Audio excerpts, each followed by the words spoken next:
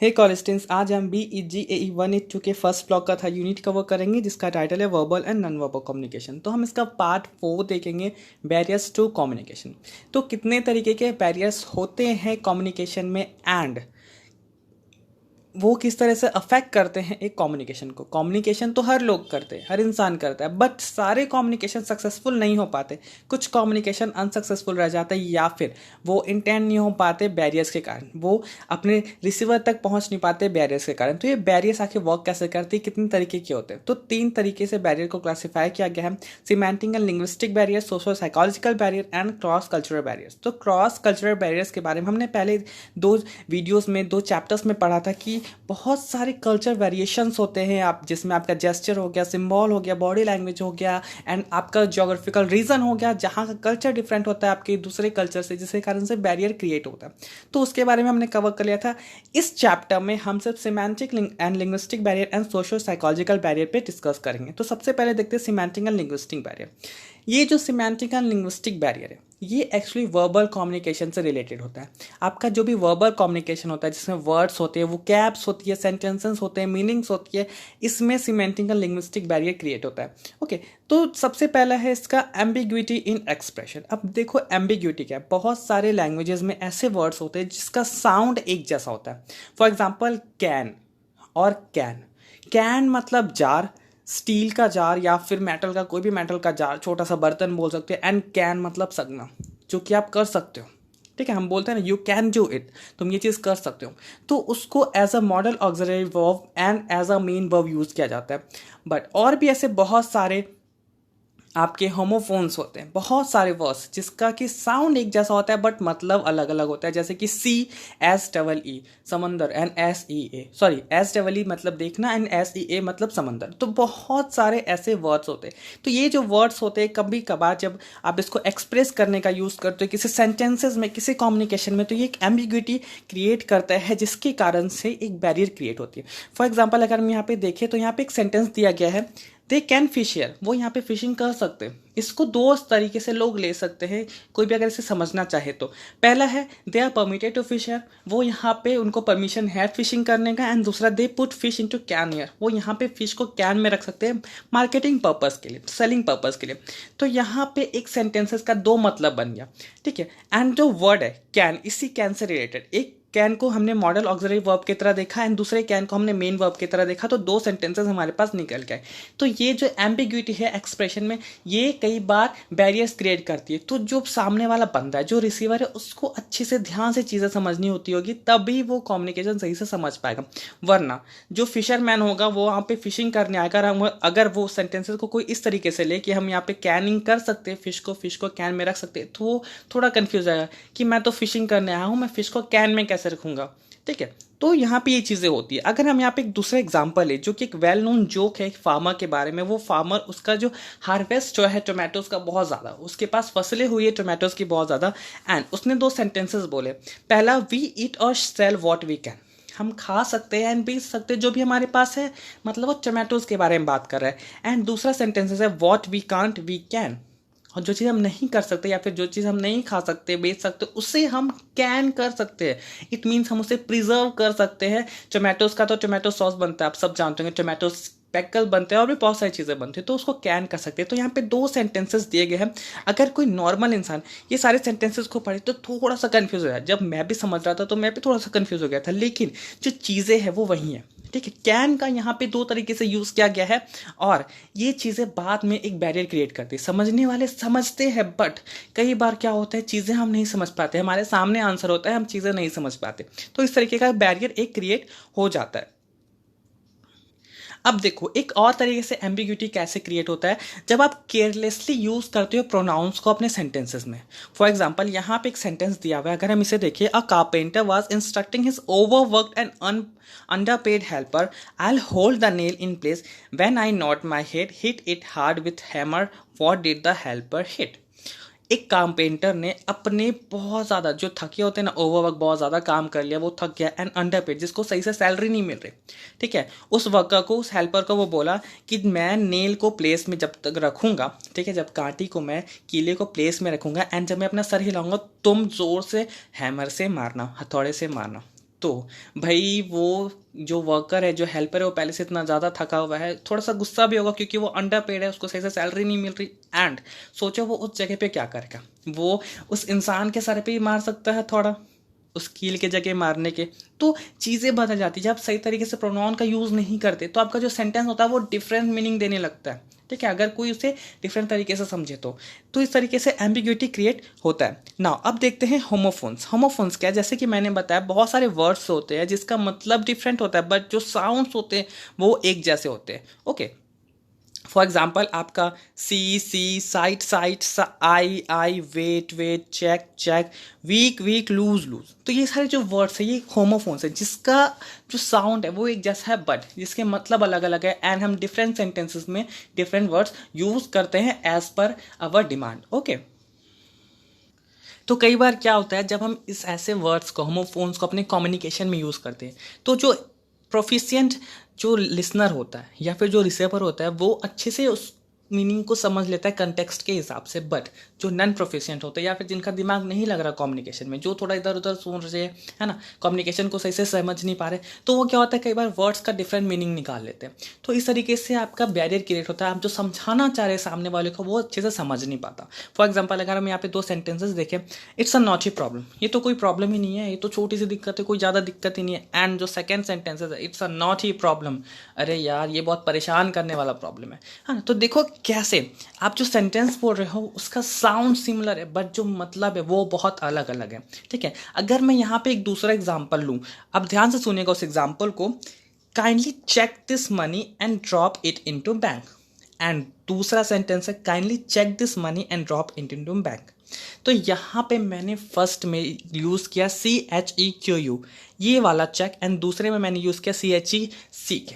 पहला सेंटेंसेस का मतलब था कि अपने मनी को, जितने तुम्हारे पास मनी है आप उसको चेक में मेंशन करो एंड उसको बैंक में जमा कर देना, डिपॉजिट कर देना। एंड मैंने दूसरे में यूज़ किया कि आपके पास जितना मनी है उसको चेक कर लो, एक बार देख लो कितना है, एंड फिर उसको बैंक में डिपॉजिट कर लेना।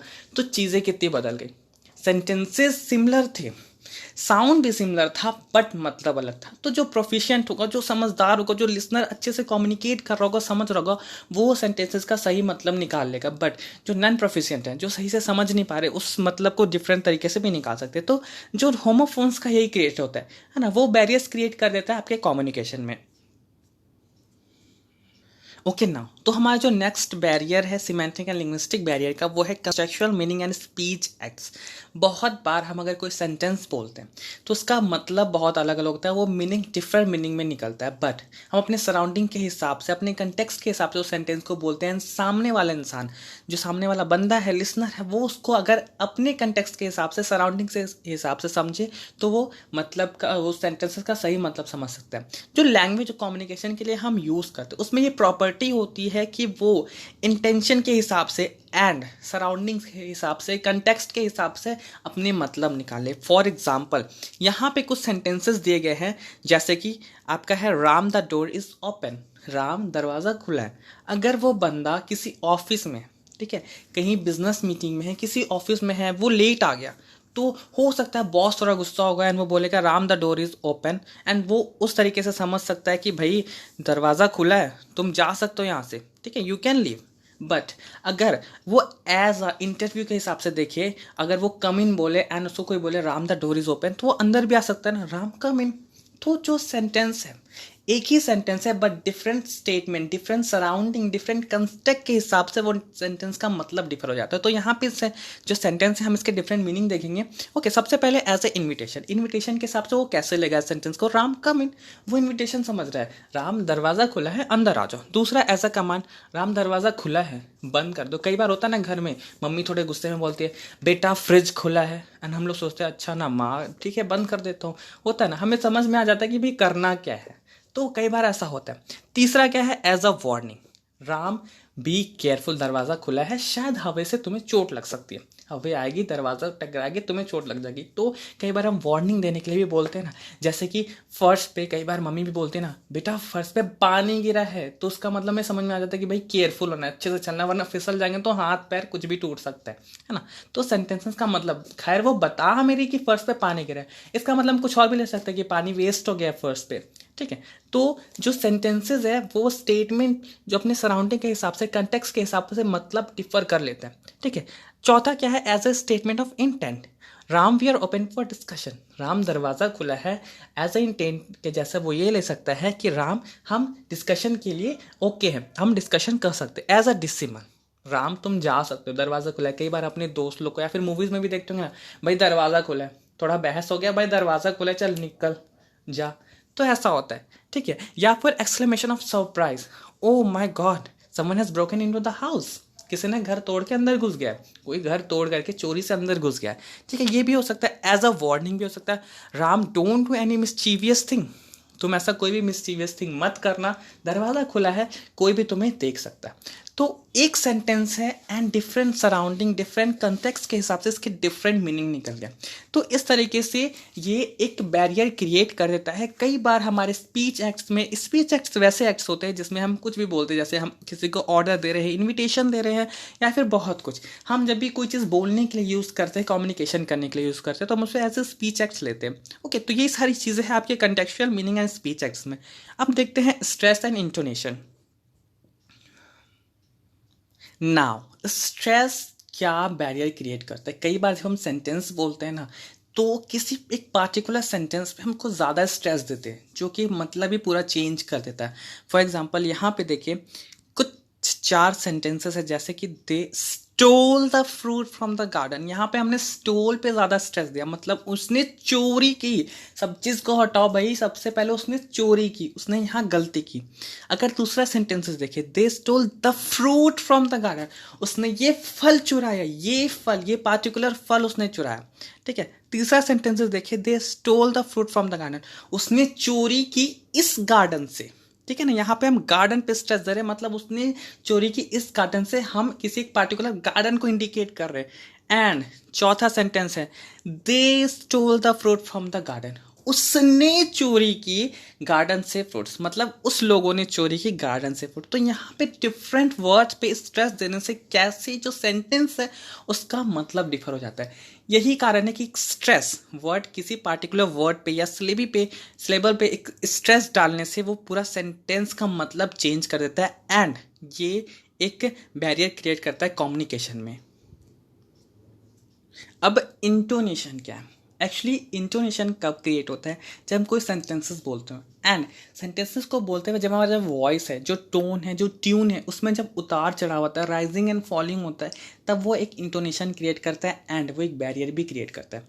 फॉर एग्जाम्पल, अगर हम ये चीज़ बोलें, ही इज़ क्वाइट गुड, ठीक है, हम ये सेंटेंस बोले, तो यहाँ पे जो हमारा सेंटेंस है वो थोड़ा सा फॉल हो रहा है, उसका जो ट्यून है वो कम हो रहा है, ही इज़ क्वाइट गुड। हम यहाँ पे सेंटेंस को धीरे करके रोक रहे हैं। इसका मतलब ये भी हो सकता है, सामने वाला बंदा ये सोच रहा है, अच्छा ये सामने और कुछ बोलना चाह रहा था बट ये यहीं पे रुक गया, है ना। जैसे कि मैं बोल रहा हूँ कि मैम, मैं इतना बोल करके अगर रुक जाऊंगा, अगर मैं अपनी टीचर को बोलूँगा मैम वो बच्चा मेरा पेंसिल, मैं इतना बोल के रुक गया, तो मैम बोलेंगे अच्छा ये कुछ और बोलना वाला था बट ये रुक गया, कुछ तो दिक्कत है। यहाँ पे मैंने जो अपना ट्यून है, जो अपना टोन है, उसको स्मॉल कर दिया लास्ट सेंटेंसेस को ले जाते जाते। लेकिन जब मैं ये बोलूँ मैम वो बच्चा मेरा पेंसिल चोरी किया, जब मैं यहाँ पे एक सेंटेंस को एक राइजिंग ट्यून के साथ बोलो, जहाँ पे मेरा जो लास्ट वर्ड है एक राइजिंग ट्यून के साथ एंड हो, तो मैम बोलेगी ना अच्छा ये एक परफेक्ट सेंटेंसेस है, ये एक परफेक्ट सेंटेंस हुआ जहाँ पे मैंने अपना मतलब क्लियर किया, जो अपना स्टेटमेंट है उसको परफेक्टली बोला, एंड मैम बोलेंगे अच्छा रुक मैं उसको पनिशमेंट देती हूँ।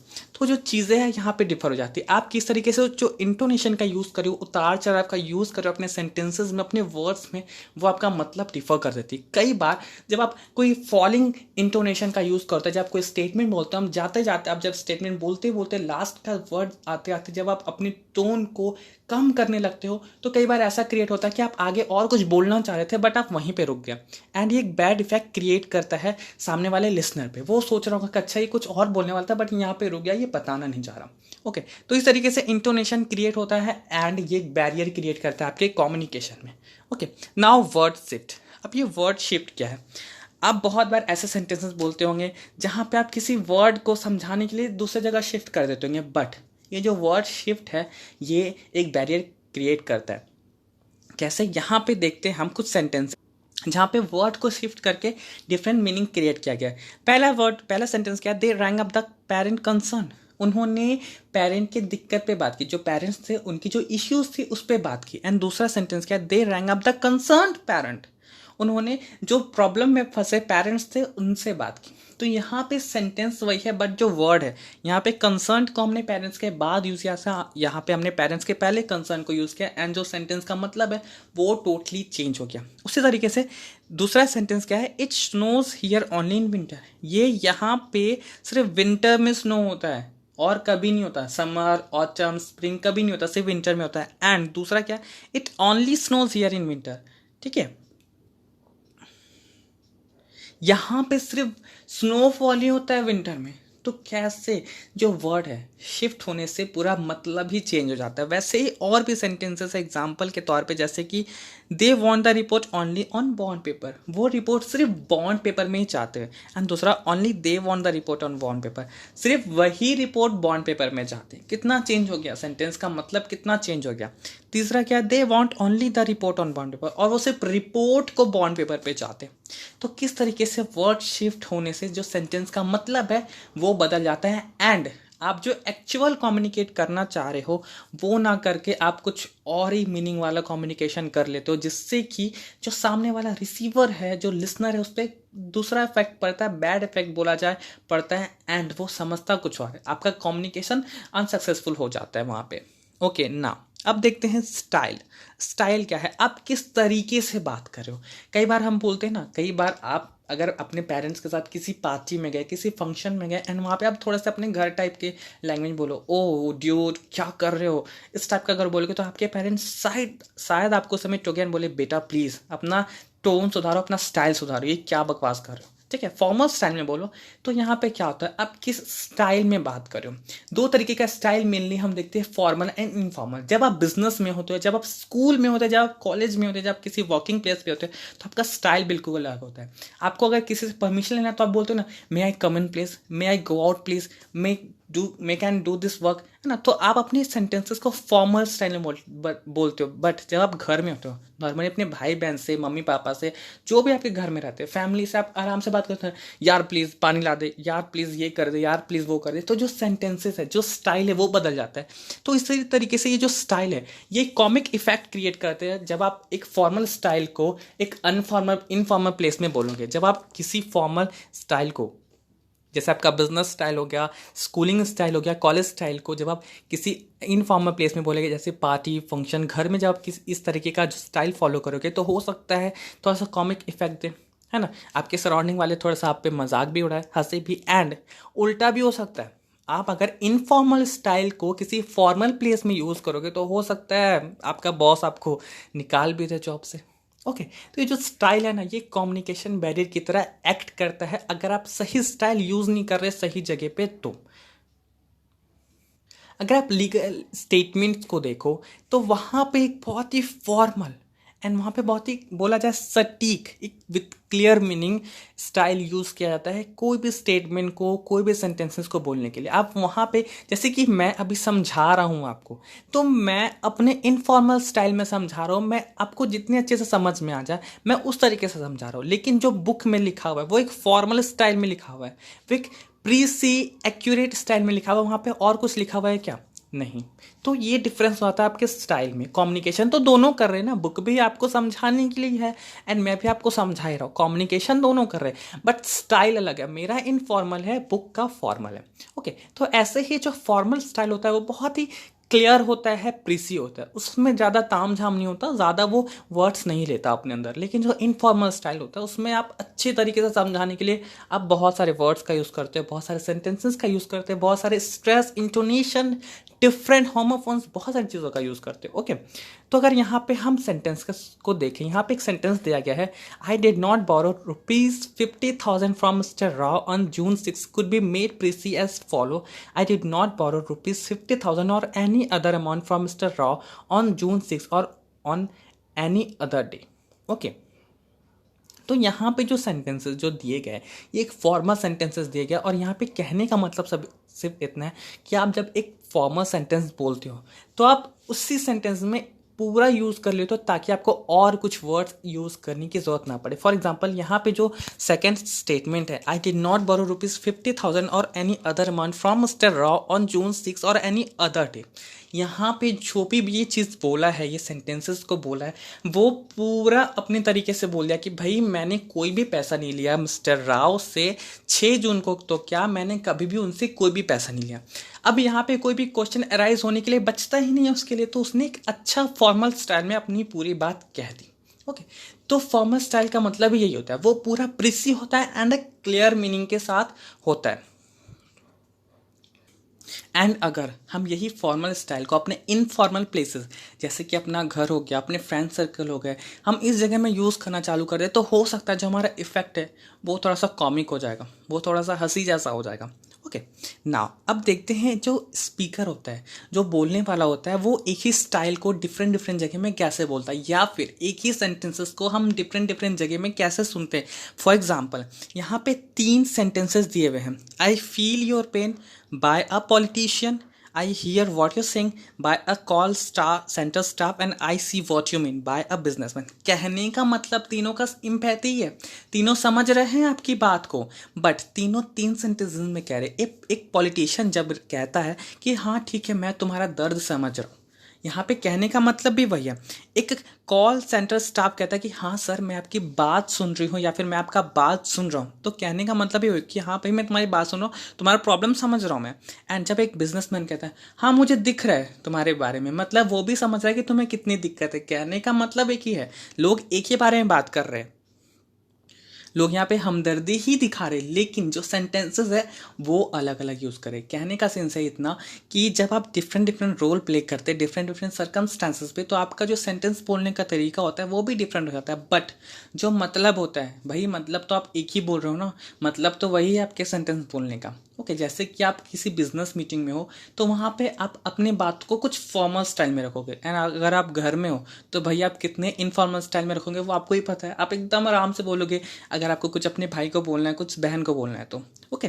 तो यहाँ पे स्टाइल का मतलब हम समझ गए। अब देखते हैं रजिस्टर एंड जार्गन, एक्रोनिम्स। ये क्या है? कई बार क्या होता है, कुछ सर्टन फील्ड्स में कुछ वर्ड्स जो होते हैं उसका अपना ही एक स्पेशल मीनिंग होता है, अपने मीनिंग से हट करके, जो उसका एक्चुअल में मतलब होता है उससे हट करके उसका कुछ और ही मतलब होता है किसी सर्टन फील्ड में, किसी सर्टन सर्कमस्टांसेस में, जिसको कि हम रजिस्टर बोलते हैं। और वैसे वर्ड्स को हम रजिस्टर्ड बोलते हैं। जैसे कि अगर आप इंस्ट्रूमेंट का मतलब समझे, इंस्ट्रूमेंट अगर आप बैंकिंग एरिया में देखिए तो वहाँ पे इंस्ट्रूमेंट का मतलब होता है कोई चेक या फिर डिमांड ड्राफ्ट, डीडी जिसको बोलते हैं।